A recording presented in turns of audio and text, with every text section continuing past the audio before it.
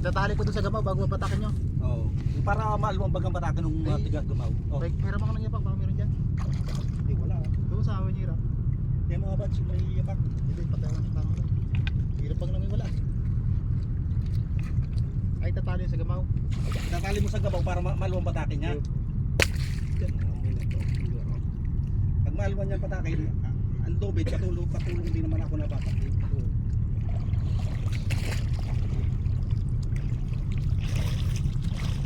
Para mabilis tayo makaligong baga. Baka pa ilalim ang gawa mo dyan. Meron ako nito eh. Patay ano? Okay, nagpo ka dyan sa katig.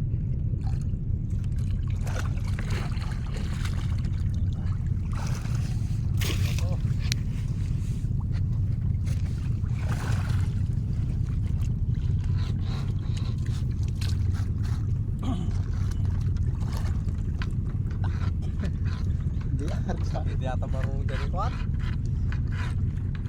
Wala ako sa labi. Hindi naman ano yung masisisid eh. Tatalian mo lang yung gabaw. Tali lang Para agad. papatakin namin, para maaluan niya patakin doon, para makakit ang gabaw. Yan, ikot natin. Ano yan eh, palit bagang palit yan. Para lang Pakulong yan eh. makulong. Palit na palit. Mga talingan yan. Naman yan dito eh. Kulingat pa ng baka. Baka. Hindi pa akong ganito eh. Malbor naman. Kaya ko ba?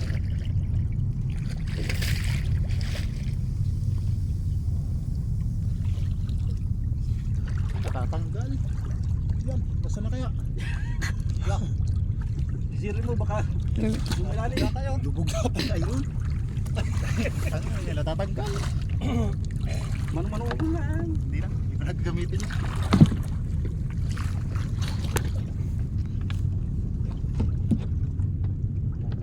Hindi ka sa loob. Saan? Sa loob.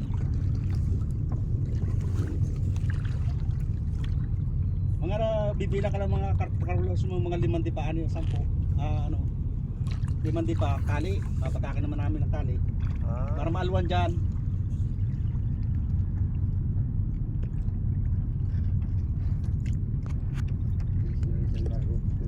Bats, malayo na yung ano. So itay mo naman yung iangat. Pinapatan niya. Kasi hug mo na. Mamaya nakaano pala, Rosel, dito na. Mandaro para konti. Kahit pala sa lupa ito. Sagat nga yan. Kaya walang pagkaligtas yan. Walang ligtas na talaga. Kahit yung malaki yan. Mayroon dyan 10 kilo loob niya. Tuloy yan. Yan, tali na dyan.